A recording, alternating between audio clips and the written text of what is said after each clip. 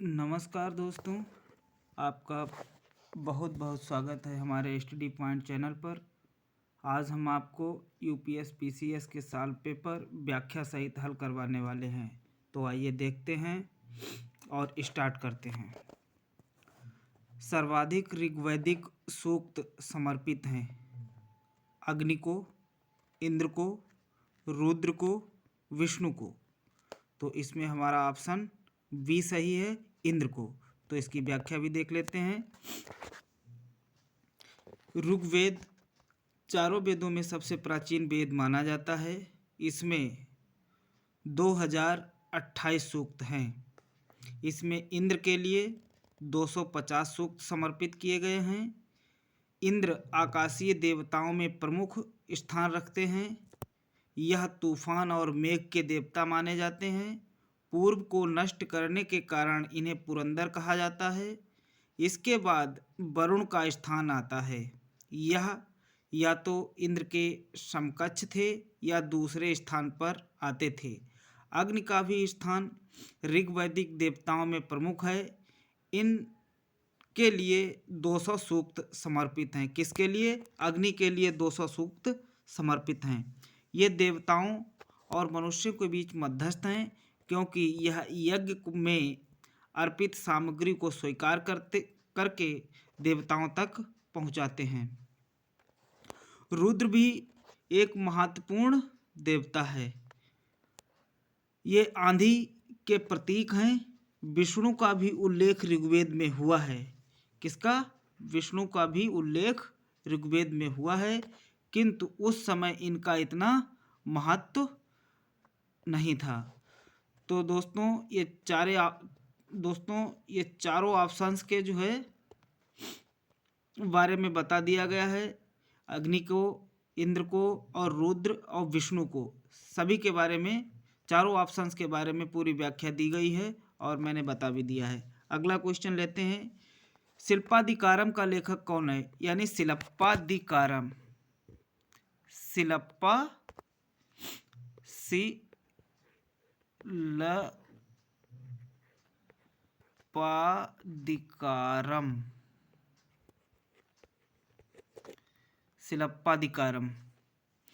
शिल्पाधिकारम जो है का लेखक कौन है? पहला ऑप्शन इलंगो, दूसरा पर्णन करिकाल, विष्णु स्वामिनी। तो इसमें जो है आपका पहला ऑप्शन है इलंगो है। तो इसकी व्याख्या देख लेते हैं चारों ऑप्शंस की। शिल्पाधिकारम संगम साहित्य का महत्वपूर्ण महाकाव्य है। इसका लेखक महान चोल नरेश करिकाल था। करिकाल ने इसे लिखा है। किसे? शिल्पाधिकारम को करिकाल ने लिखा है। और वो कौन सा नरेश था? चोल नरेश था। चोल वंश का शासक था। और इसका एक पुत्र था, इलिंगो वदिगल था। यह बहुत यथार्थवादी ग्रंथ है। इसमें पुहार और कावेरी या कावेरीपत्तनम, पुहार और कावेरीपत्तनम एक ही नाम है। पहले पुहार था, अब कावेरीपत्तनम है। यहाँ पर एक धनाढ्य व्यापारी के पुत्र कोवलन और उसकी सुंदर व पत्नी कन्नगी से संबंधित बहुत दुखद एवं मार्मिक कथा का वर्णन है।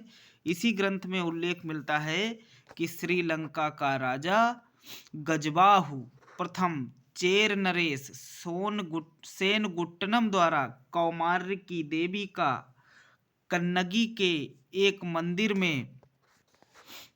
मंदिर की स्थापना के अवसर पर उपस्थित था। श्रीलंका नरेश गजबाहु प्रथम ने 2री शताब्दी ईस्वी के उत्तरार्ध में शासन किया था। विष्णु स्वामी संत थे। उन्होंने शुद्धाद्वैतवाद की स्थापना की। तो साथियों, जो चौथा ऑप्शन था विष्णु स्वामी एक संत थे और इन्होंने किसकी स्थापना की? शुद्धाद्वैतवाद की। अगला क्वेश्चन लेते हैं। भारतीय कला में बुद्ध के जीवन की किस घटना का चित्रण सहित चक्र द्वारा वर्णित है? तो हम देखते हैं, पहला ऑप्शन है महाभिनिष्क्रमण, संबोधि, प्रथम उपदेश और निर्वाण। तो इसमें जो है कौन सी घटना की बात की गई है? चित्रण जो है चक्र द्वारा प्रदर्शित, तो धम्म चक्र प्रवर्तन यानी संबोधि, इसका अर्थ इसका है संबोधि, यानी बुद्ध को ज्ञान की प्राप्ति का मतलब होता है चक्र सहित, यानी धम्म चक्र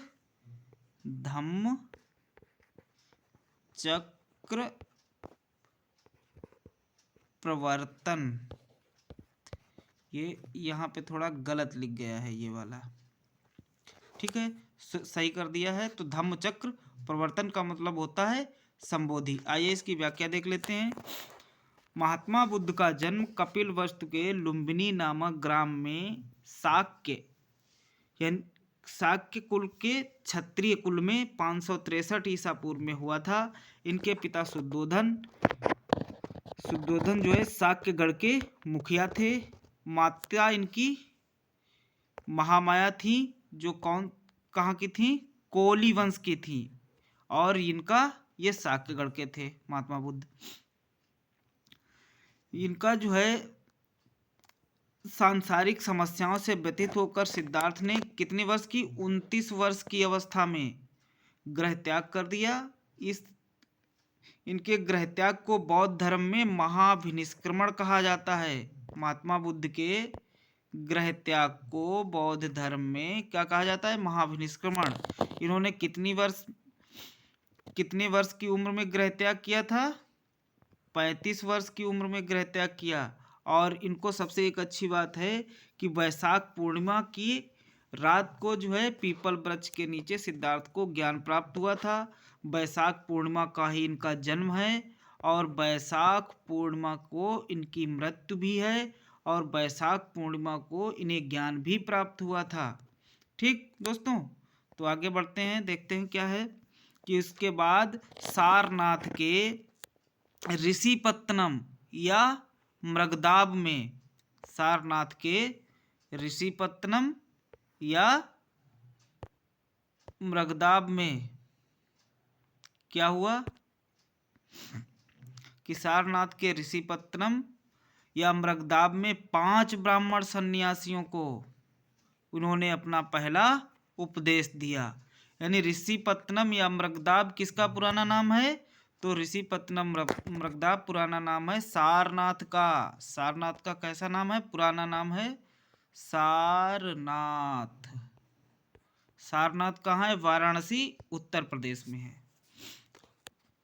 इन्होंने 5 ब्राह्मण सन्यासियों को अपना पहला उपदेश दिया तथा 483 ईसा पूर्व में 80 वर्ष की अवस्था में इनकी मृत्यु हो गई, जिसे बौद्ध धर्म में क्या कहा जाता है?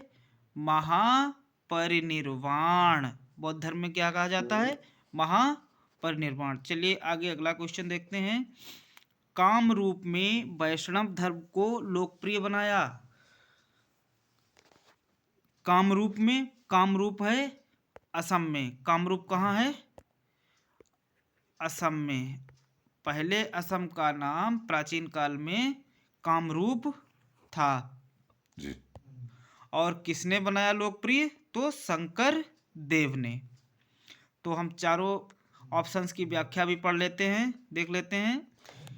कामरूप असम में वैष्णव धर्म को लोकप्रिय बनाने वाले शंकर देव थे। इनका समय 1449 से 1568 ईस्वी तक। इनका संदेश था कि विष्णु या इनके अवतार कृष्ण के प्रति भक्ति पर केंद्रित था। मतलब ये विष्णु के अवतार कृष्ण की भक्ति पर केंद्रित था। ये शंकरदेव एकेश्वरवाद को मानते थे। एकेश्वरवाद की शिक्षाओं में इनका सार था। इनके द्वारा स्थापित संप्रदाय एक शरण संप्रदाय के रूप में प्रसिद्ध हुआ। कौन सा संप्रदाय? शंकरदेव के द्वारा शुरू किया गया संप्रदाय एक शरण के रूप में प्रसिद्ध हुआ। शंकरदेव मूर्ति पूजा और कर्मकांड दोनों के विरोधी थे। शंकरदेव किसके? मूर्ति पूजा के भी विरोधी थे और कर्म कांडों के भी विरोधी थे। वो अकेले कृष्ण मार्गी वैष्णव संत थे। वो अकेले ऐसे व्यक्ति थे जो कृष्ण की पूजा करते थे और वैष्णव संत भी थे, कृष्ण की आराधना करते थे। मूर्ति के रूप में कृष्ण की पूजा के विरोधी थे।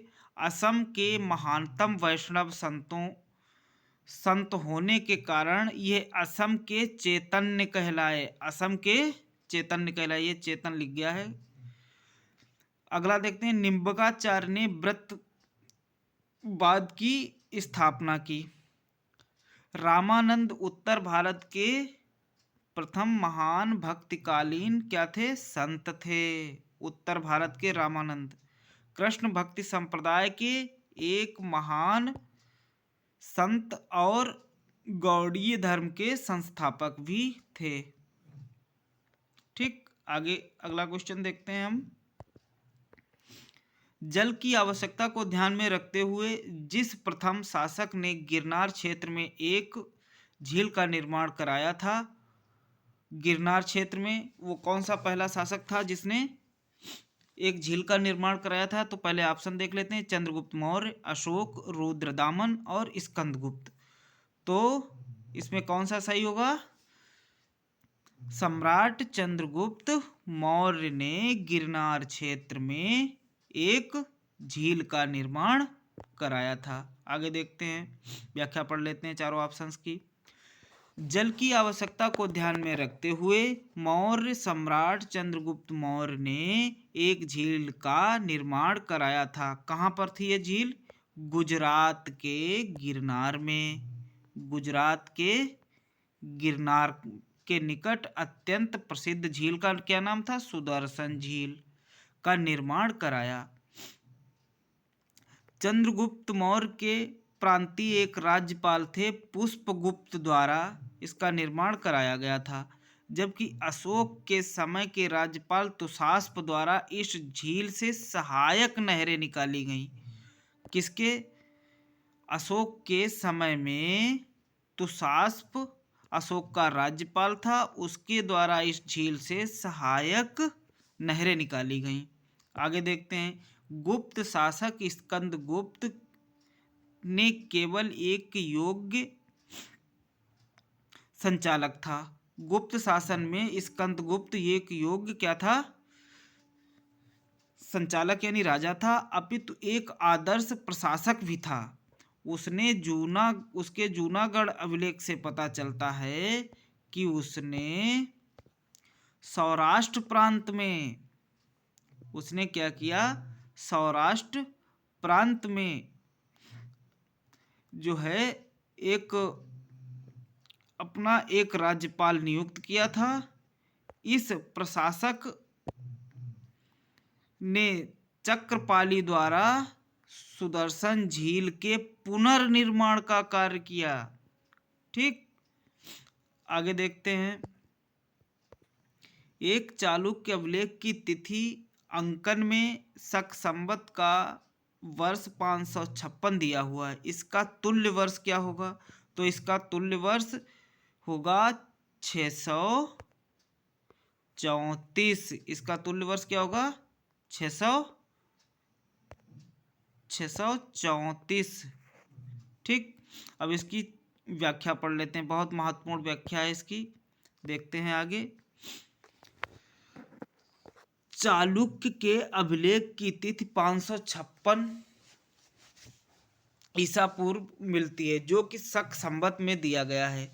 जैन ग्रंथों के अनुसार विक्रमादित्य 557 ईसा पूर्व के उत्तराधिकारी को उसके 135वें वर्ष में शकों ने पराजित कर राज्य पर अधिकार कर लिया था। इस विजय के उपलक्ष्य में उन्होंने शक संवत की प्रारंभिक तिथि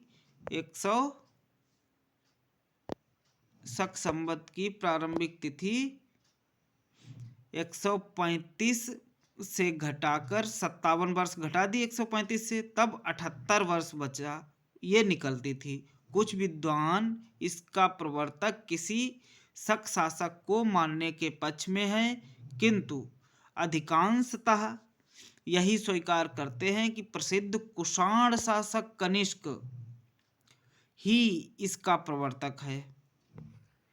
इस हिसाब से जब चालुक्य के अभिलेखों की तिथि की जानकारी ईसवी में करते हैं तो क्या होता है कि 78 + 556 बराबर 634 ईसा पूर्व।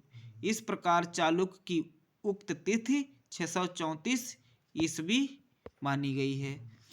तो दोस्तों आज का ये वीडियो यहीं पर समाप्त हुआ। तब तक के लिए नमस्कार, शुभ रात्रि।